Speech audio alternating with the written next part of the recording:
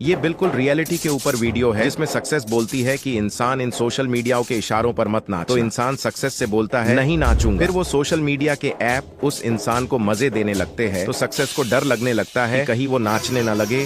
फिर आखिरकार उसे सोशल मीडिया से मजे मिलने लगते हैं तो वो उनके इशारों पर नाचने लगता है तो उस इंसान की सक्सेस को बहुत तकलीफ होती है। फिर वो सोशल मीडिया के ऐप उस इंसान का टाइम वेस्ट करने लगते हैं तो उस इंसान को महसूस होने लगता है कि मेरा टाइम वेस्ट हो रहा है। इतने में वो फिर से उसे मजे देने लगते हैं और वो इंसान उन ऐप्स के जाल में फंस जाता है और अचानक मजे मजे में फिसलकर क्रोम की संगत में पड़ जाता है और उस इंसान की सक्सेस उससे छूट जाती है और वो क्रोम की गंदी संगत में पड़ जाता है। फिर क्रोम की संगत से बाहर निकलता है तो उसे दारू मिल जाती है और दारू की संगत में पड़ जाता है और सब चीज छोड़कर सिर्फ दारू ही दारू पीता है। ऐसा ही हर इंसान की जिंदगी में होता है कि वो सोशल मीडिया में अपना टाइम बिताता है तो उसकी सक्सेस को तकलीफ होती है और आखिरकार उसकी सक्सेस उससे छूट जाती है और उसकी लाइफ में दारू के अलावा और कुछ। एक चाय वाले की दुकान पर दो लड़के आते हैं और बोलते हैं चल बे चाय बना। तो वो चाय वाला उसे एक कप चाय छान कर देता है तो उस लड़के को चाय बेकार लगती है तो वो गरम चाय उस चाय वाले के ऊपर ही फेंक देता है और बोलता है दोबारा बना। तो वो चाय वाला शक्कर डालकर दोबारा से उस लड़के को चाय देता है तो वो लड़का चाय पीकर फिर से उसके ऊपर गरम चाय फेंक देता है और बार बार उसके ऊपर गरम चाय फेंकता ही रहता है और उसे 100 रुपए देकर बोलता है थोड़ी अच्छी चाय बना। तो उस चाय वाले को बहुत गुस्सा आता है और वो चाय में बहुत सारी फेविकोल मिलाकर उस लड़के को दे देता है और वो लड़का फेविकोल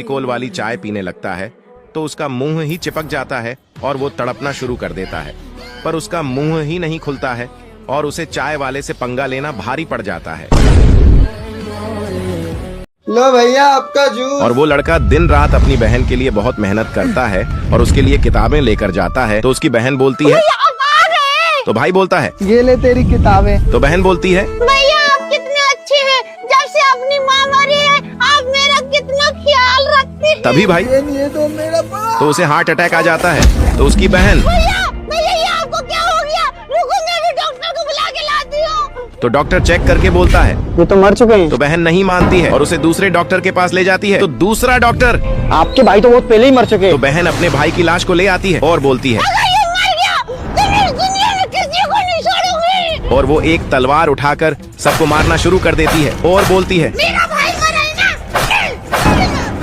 और हर किसी को मारने लगती है। तो यमलोक में भविष्यवाणी की किताब से अपने आप लोग मरने लगते हैं तो चित्रगुप्त चौंक जाता है और बोलता है महाराज धरती लोक पर तो बिना कारण ही बहुत से लोगों की जान जा तो रही है। यमराज इससे तो अनर्थ हो जाएगा, चलो चल कर देखते हैं कि आखिर माजरा क्या है। तो वो धरती पर आकर उस लड़की से बोलते हैं रुको, तुम इन्हें ऐसे नहीं मार सकती, इनका समय अभी नहीं आया है। तो लड़की तो मेरे भाई को जिंदा कर तो यमराज मना करते हैं तो लड़की तो मुझे भी मार दो। तो चित्रगुप्त चेक करके बोलता है नहीं, तुम्हारे मरने में अभी पूरे 50 साल बाकी है। तो लड़की बोलती है फिर तो मैं सबको मार डालूंगी। तो यमराज अच्छा ठीक है, क्या नाम है तुम्हारे भाई का? तो भविष्यवाणी में उसके भाई का नाम लिखते ही वो जिंदा हो जाता है और वो चले जाते हैं तो बहन नहीं छोड़ूंगी, नहीं छोड़ूंगी, नहीं। तो उसका भाई आवाज देता है तो बहन भैया अब जिंदा हो गए। और बहन खुश होती है कि आखिर मेरा भाई जिंदा हो ही गया।